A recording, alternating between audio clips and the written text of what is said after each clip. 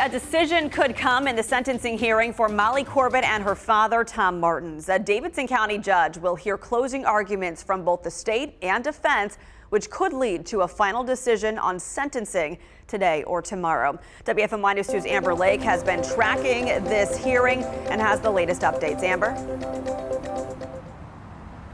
Right, Megan, so I just stepped out of the courtroom just a bit ago during those closing arguments. So far this morning, we did hear from the state, we heard from Molly Corbett's attorney, and now we are hearing from Tom Martens' attorneys with their closing arguments. And I want to show you this video that we got early this morning as Molly Corbett and Tom Martens were walking into the courthouse on what could be decision day. Remember, Molly pleaded no contest to voluntary manslaughter, and her father, Tom Martens, pleaded guilty to the same charge. The state started the day off with their closing arguments. The assistant district attorney even got choked up today when referencing the children. Remember, Jason's children were just 8 and 10 at the time of their father's murder. He said the family has had enough and the people responsible for Jason Corbett's murder back in 2015 need to be held accountable. The state says Molly was all about the kids. That seems to be a common thread throughout this entire case, according to them.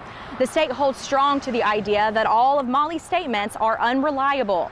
The state also believes that evidence supports the notion that this entire event was created in order to get custody of Jason Corbett's children. After the state spoke, then Molly's attorney spoke with his closing arguments. He believes defensive force was used in Jason's murder because Molly thought she was going to die. Remember, the defense claims that Jason has a history of domestic violence. The defense also said this morning that they believe all lethal blows were from the bat that Molly's father had rather than the brick that she had.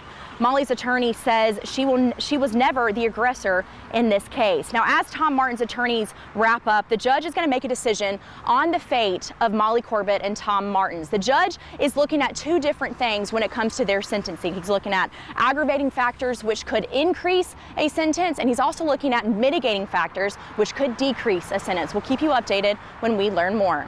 Live in Davidson County, Amber Lake, WFMY News 2. Yeah, a lot has evolved this week. Certainly the investigation into Corbett's death started almost a decade ago. To see our comprehensive coverage about the case and the sentencing hearing, you can text the word Corbett to the number on your screen. We'll send you back a link.